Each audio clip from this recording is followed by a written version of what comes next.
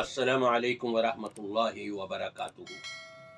الحمدللہ والصلاۃ والسلام علی رسول اللہ وبعد۔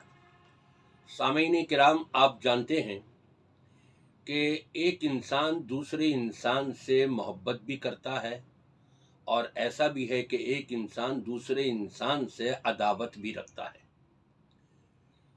ہم اس وقت صرف محبت کو لیتے ہیں۔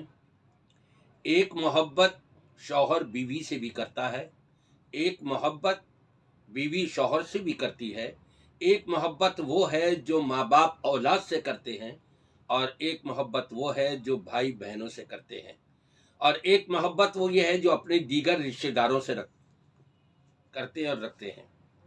لیکن آج آپ کے سامنے میں اس محبت کا ذکر کرنے والا ہوں کہ جس کے بغیر ہمارا ایمان مکمل ہی نہیں ہو سکتا۔ ہم اللہ تبارک و تعالیٰ کی بارگاہ میں مقبولیت کا درجہ نہیں پا سکتے۔ اور وہ کون سی محبت ہے؟ صحیح بخاری کی روایت ہے، امام کائنات محمد الرسول اللہ صلی اللہ علیہ وسلم ارشاد فرماتے ہیں، لا یؤمن احدکم حتی اکون احب الیہ من والدہ وولدہ والناس اجمعین۔ تم میں سے کوئی بھی کامل ایمان والا نہیں ہو سکتا جب تک کہ وہ اپنے ماں باپ سے بڑھ کر، اپنی اولاد سے بڑھ کر، بلکہ دنیا جہان کے تمام لوگوں سے بڑھ کر محمد الرسول اللہ صلی اللہ علیہ وسلم سے محبت نہ کرے۔ اور آپ کو یہ بھی معلوم ہوگا کہ محبت کہتے کس کو ہیں؟ ایک شخص دعویٰ کرے کہ جی میں محبت کرتا ہوں آپ سے اور بات اس کی نہ مانے تو ہر ایک یہی کہے گا کہ یہ جھوٹا انسان ہے۔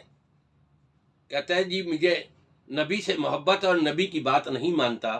اسی لیے نبی پاک صلی اللہ علیہ وسلم نے ایک موقع پر یہ قید لگا دی اور یہ فرمایا، من احب سنتی فقد احبنی ومن احبنی کان معی فی الجنہ۔ جس نے میری ادا سے، میرے طریقوں سے، میرے عمل سے محبت کری، یعنی اس کو اپنایا اور اختیار کیا، پسند کیا، اس نے گویا کہ مجھ سے سچی محبت کری۔ اور جو میری اداؤں کو اپناتے ہوئے مجھ سے محبت قائم کر لے، ضمانت دیتے ہیں، گارنٹی دیتے ہیں کہ معی فی الجنہ، وہ جنت میں میرے ساتھ ہوگا۔ اللہ۔ آئیے میں آپ کو بتاتا ہوں کہ نبی سے محبت کس انداز سے کی جا سکتی ہے۔ حضرت ثمامہ رضی اللہ تعالیٰ عنہ ابھی مسلمان نہیں ہوئے تھے۔ نبی کریم صلی اللہ علیہ وسلم نے ایک قافلہ بھیجا ہوا تھا۔ جب وہ واپس آ رہے تھے، راستے میں یمامہ کے ایک بہت بڑے تاجر کو پکڑ کے لے آئے، مسجد نبوی میں لا کے باندھ دیا گیا۔ وہاں جب بیٹھے، نبی پاک صلی اللہ علیہ وسلم تشریف لائے، آپ نے خیر خیریت معلوم کری اور پوچھا کہ اے ثمامہ تمہارا کیا خیال ہے؟ ثمامہ کہتے ہیں کہ اگر آپ مجھے قتل کریں گے تو میرے قتل کے خون کا بدلہ لینے والے بہت ہیں، اور اگر آپ مجھے چھوڑ دیں گے، احسان کریں گے تو میں شکر گزار ہوں گا۔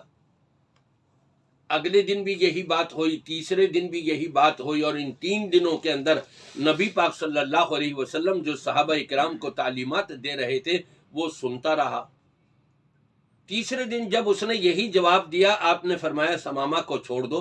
یہ مسجد نبوی سے باہر نکلے اور قریب میں باغ میں جا کر کے غسل کیا، اور غسل کر کے آتے ہیں اور کہتے ہیں اشہد ان لا الہ الا اللہ واشہد ان محمد رسول اللہ، اور اللہ کی قسم کھا کے کہتے ہیں مجھے قسم ہے اللہ کی کہ آج سے پہلے سب سے زیادہ برا چہرہ آپ کا تھا میرے نزدیک، لیکن اب اس دنیا میں، اس کائنات میں سب سے بہترین چہرہ مبارک وہ آپ کا ہے۔